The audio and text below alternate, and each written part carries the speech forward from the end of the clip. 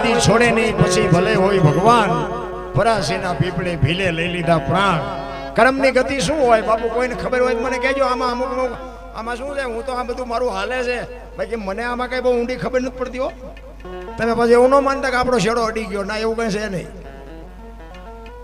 કર્મની ગતિ શું હોઈ શકે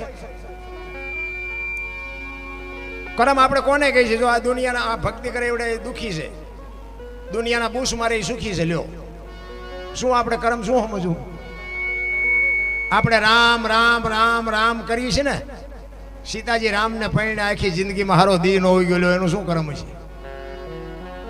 અખિલ બ્રહ્માંડના માલિક કૃષ્ણ પરમાત્માને ખબર ન હોય કે અહીં બેસ તો ભીલ મન બાણ મારશે આખા વિશ્વનો સર્જનહાર કૃષ્ણ પરમાત્મા અહીંયા બેઠા ને ભીલે બાપુ બાણ મારીને પતાવી દીધા બોલો એનું શું કર્મ છે દ્રૌપદીના ચીર લૂંટાતા ત્યાં કોણ નહોતું કાળના જડબા ઝાલીને ઉભા રાખે એવા પાંડવો હતા દીકરીનો શું ગુનો હતો આખી દુનિયાને ખબર છે શું એનું કર્મ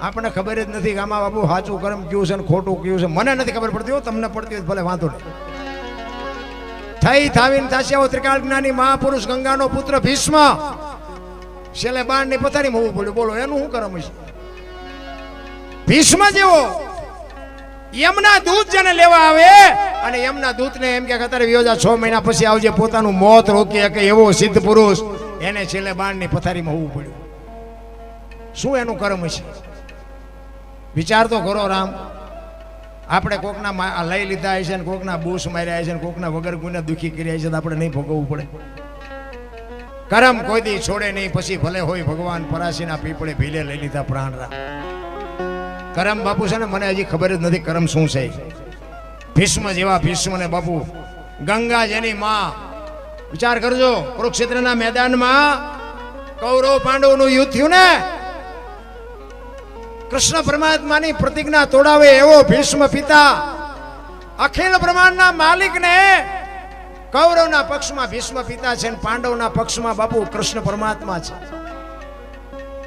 હા મામા રથાવીને ઉભા રહ્યા ને ભીષ્મ પિતા કૃષ્ણને કહે છે કે તમે જે પક્ષમાં છો એ પક્ષ કોઈ દી હારે નહીં પણ આ દુર્યોધનનું અનાજ મેં ખાધું છે એટલે મારે સેનાપતિ બન્યા વગર છૂટકો નથી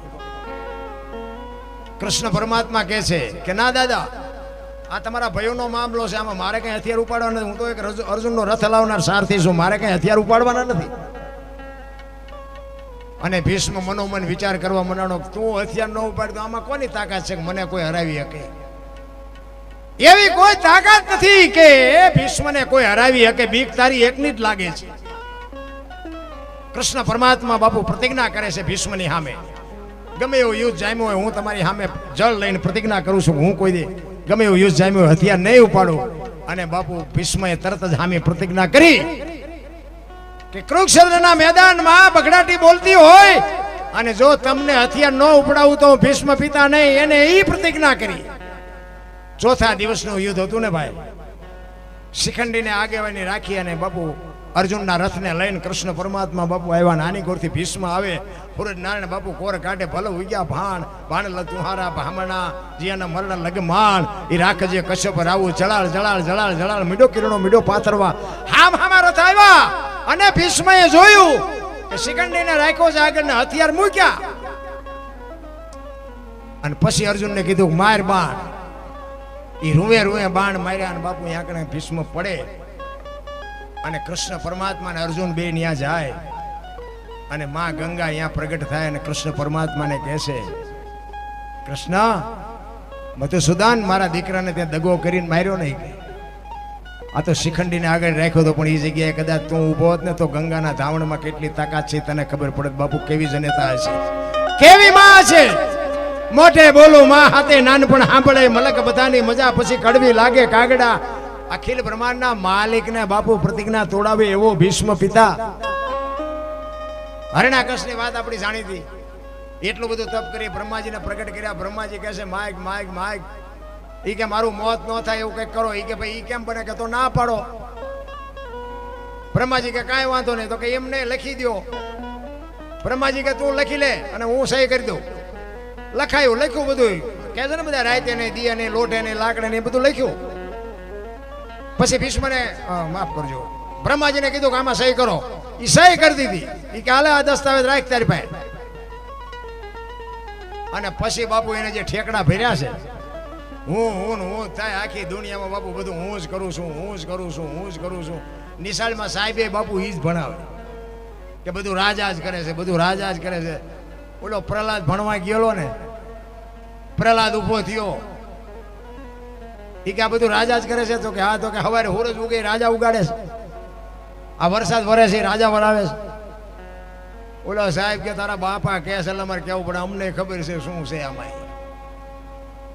આપણા ગઈઠા કહેતા કોઈને કોઈ ન પોગે ને એનું પેટ પોગે. પોતાની પરજા બાપુ વાંકા વાળી દે, આખી દુનિયાને ભલે ધ્રુજાવતા હોય, પણ પરજા જો આપણી કપાતર પાકે ને તો દુનિયામાં મોઢું ન દેખાડી શકો.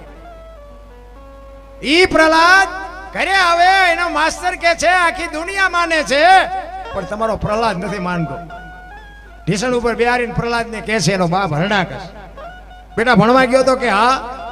શું ભણાવ્યો? એ કે કરશનજીનો ગન, ગણપતિનો ગન, ઘનશ્યામનો ગન. બાપુ આમ બાવડું ચાલીને દિવાલ હારે ઘા કર્યો.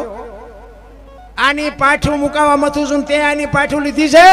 પૂરી દો તારી ઓરડી માં, કરી દો બારણું બંધ. હું જોઉં એનો ભગવાન કેવી રીતે આવે છે. એ બારણામાં બાપુ પૂરી દીધો, બારણું બંધ કરી તાળું મારીને ચોકીદાર બેહાડ્યો. એક દી એક રાત, બીજો દિન બીજી રાત થયો. અખિલ બ્રહ્માંડનો માલિક બાપુ કોઈ દી કોઈની આબરૂ જઈ નથી. મારો નાથ કોઈ દી ન જવા દેજો, તમે ત્રાજવે હોય તો. અખિલ બ્રહ્માંડના માલિકે લક્ષ્મીજીને કીધું કે ઓલો છોકરાનો જીવ નીકળી જાય, તમે જમાડી આવો. 32 ભાતનો ભોજનનો થાળ લઈને માં ભગવતી જોગમાયા આવ્યા છે, પ્રહલાદને જમાડે છે. ચોકીદારે હરણાકશને કીધું કે તમારા છોકરા પાસે કોઈક વાતું કરે. એ કે પણ બારણું બંધ છે ને, કે બધું બંધ છે, પણ માલપા કોક ની યાર બોલે છે. અહીંયા આવ્યા ને બારણું ખોલ્યું ને તો જમીન બેઠેલો. એ કે કોણ આવ્યું તું? કે મારી માં આવી. ક્યાંથી આવે? આ બારણું બંધ છે, અંધારી ઓરડી છે, તાળું માર્યું છે, કેવી રીતે આવે? એ કે બાપા એ તો તમને ભરોસો નથી. માના ઉદરમાં ખોબાઈ એટલી જગ્યામાં જો મારો બાપ ભૂખ્યો નો રાખતો તો 10 બાય 10 ની ઓરડી હતી, આમાં થોડો ભૂખ્યો રાખે. એ કે અને બાપુ હરણાકશને વાંચ્યો હોય તો લોહી નો નીકળે. એ થાંભલો ધકાવીને કે આમાં તારો ભગવાન છે? કે હા એમાંય છે. એ કે ભર બાથી બથ ભરી અને નરસિંહ અવતાર થયો અને ઘરમાં ઉંદડાને બિલાડી જેમ ડોટે ચડાવે ને એમ હરણાકશને ચડાવ્યો. આમ જડબું ચાલ્યું અને આમ બાપુ ખોળામાં લીધો હો હરણાકશ. એ કે હરણાકશ કાઢ તારો દસ્તાવેજ કાઢ. અને પછી આ ઢીસણ ઉપર રાખેલો. એ કે ધરતી ઉપર શોખ ઉપર? કે ધરતી ઉપર નથી ને ઉપર નથી. ઉમરા વચ્ચે રાખ્યો ઘરની માલ પાસે. કે બહાર શોખ? ઘરમાં. કે ઘરમાં નથી ને બહાર નથી.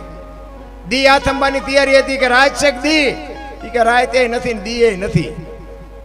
આમ નખ કર્યા. એ કે લોટું છે કે લાકડું? કે લોટું નથી ને લાકડું નથી. મારા હામી નજર કરી કે માણસ શું ઢોર શું? કે માણા નથી ને ઢોરે નથી. તો કે હવે કેવું કઈ? એ કે હવે રહેવું નથી ને કેવું શું હોય? એવા બાપુ કાળ ઝાડ માણાને બાપુ આ દુનિયામાં હતા નહોતા જો કરી નાખે તો તમારી મારી આ દુનિયામાં શું હસ્તી છે ભલા? અરે હું તો એમ કહું કાંઈ ન થાય તો કઈ નહીં, કીડિયારું તો પૂરી શકો કે ન પૂરી શકો એટલું તો કરી શકો ને. અરે બાબુ જીવન મળ્યું છે, મોજ કરી લેવાની વાત છે, બાકી તમારે મારે મરી જવાનું છે, વાત પાકી છે. હવે એક બે કડી કરી અને પછી આપણે બેનને સાંભળવાના છે, બીજા કલાકાર જે હોય એને આપણે સાંભળવાના છે. મેં થોડોક સમય વધારે લીધો પણ મારે શું છે કે મને એમ લાગતું હતું કે દોણામ જાય છે એટલે લાંબો ટાઈમ માં લીધો. કારણ કે અમને ખબર પડી જાય અમે ચેક જાય ને. અમે હમણાં એક જગ્યાએ ગયા હતા ને, આ તમારો ડાયરો નથી 3 ઘણો હતો પણ કોશું ગળી ગયા હોય ને એમ બેઠા હતા. ઓ અને મારી હારે 1-2 કલાક મારો દીકરો હારે છે, એ ગાય છે. અમે ભજન ગાયા, માતાજીના ગરબા ગાયા, પછી વાતું કહી, લોકગીત ગાયા, પણ બાબુ હલ્યા જ નહીં, કોઈ હલ્યા જ નહીં. અમે 3-4 જણા હતા ને ગાવાવાળા, પણ એક વગાડતા તો બાબુ પરસો છૂટી ગયો. આમને શું જોતું હોય છે?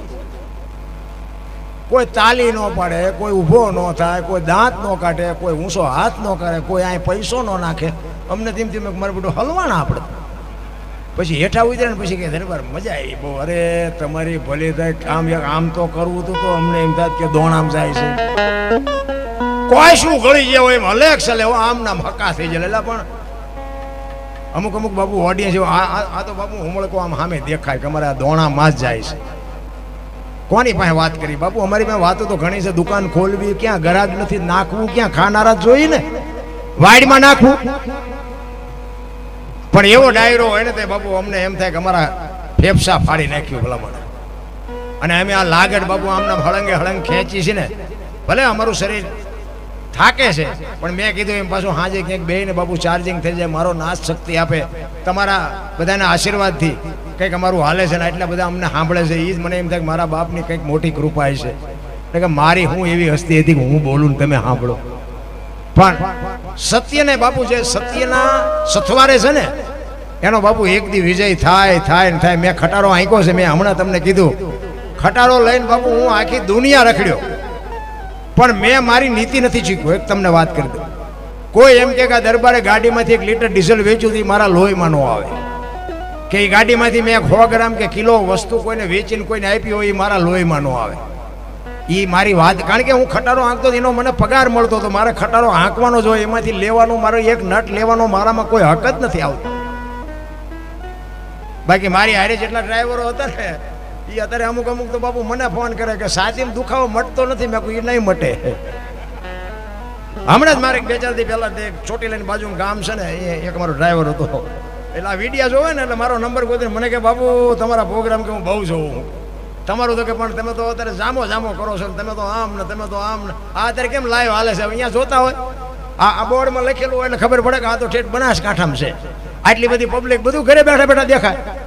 એ કે પણ દરબાર આમ જો તમને આટલું બધું સાંભળે કંઈક અમારી પીડાનું કંઈક કરો. મેં કહ્યું શું થાય? એ કે ભૂલો દવાખાને જઈ આવ્યો, દવા ઠેકાણે રાજકોટ જઈ આવ્યો, અમદાવાદ જઈ આવ્યો, પણ સાચીને દુખતું મટતું નથી. મેં કીધું પણ ઓલા પંચરના ખોટા બિલ આપ્યા હતા ને, પંચર ન પડ્યું હોય ને તેમ ખોટા બિલ લઈને આપતા હતા ને. મેં એ તો કે બધાએ કરે ને, બધાએ ભલે કરે, મેં નહોતું કર્યું એટલે મારો મેળ પડી ગયો. વાવેલો તો મારા બાપ ઉગે ઉગે ને ઉગે. એક લખવું હોય તો લખી લેજો. 1 રૂપિયાનું ખોટું કર્યું છે ને તમારો મારો નાથ બાપુ 10 રૂપિયા લઈ લે છે. અને તમે કોઈક પરમારથમાં 1 રૂપિયો વાપર્યો હોય છે ને તો મારો નાથ તમને 10 કરીને આપશે. લખવું હોય તો લખી લેજો. કર્મ છે ને હારા કર્મ કૃષ્ણ પરમાત્મા ગીતાજીમાં એ જ કીધું છે અર્જુનને, કર્મ તમારે કરવાનું, એનું ફળ મારે આપવાનું. કેવું કરો એવું નથી કહેતો, કૃષ્ણ પરમાત્મા ગીતાજીમાં કહે છે કેવું કામ કરવું એ તમારે જોવાનું, એનું ફળ કેવું આપવું એ મારે જોવાનું. સારું કરશો તો સારું મળશે, ખરાબ કરશો તો ખરાબ મળશે. સારું કરો એવું હું નથી કહેતો, કૃષ્ણ પરમાત્મા કહે છે. આનું નામ ગીતા. હું તો આ બેનું દીકરીઓને ખાસ કહું, ઉદરમાં સંતાનનો વિકાસ થતો હોય ને જન્મ થયા પહેલા રામાયણ કે ગીતાના 5-5 પાના વાંચજો ને બાપુ જો આપને ફાડી નો નાખે એવા દીકરા નો થાય તો આપણે ભજન ગાવાનું બંધ કરી દઈએ. આપણા શાસ્ત્રની, આપણા સંતોની, આપણા ગ્રંથોની તાકાત જોવી હોય તો એમના હારા દીકરા ન થાય. સારું ખાઓ, સારું બોલો, સારું વાંચો. અમારા ભાભી સાહેબ હતા ને, અમારા માજી જીવતા એ વખતે અમારા ભાભી સાહેબના ઉદરમાં સંતાન હોય ને, અમારા માજી હતા ને એ બાપુ દાંત નો કાઢવા દે. દાંત એ કે દાંત બાંધ નો કાઢે, હી હા કરો, બાળક ઉપર આનો પ્રભાવ પડે. હા અંગોઠા સાહેબ જેવું તેવું ખાવા ન દે, ગમે એના ભેગા બેહવા ન દે, ગમે એવી વાત ન કરવા દે. આ આપણી ગઢાની કોઠા હું જતી. અત્યારે તો આપણે આમ ફેશને જે દી ઉઠાડ્યો છે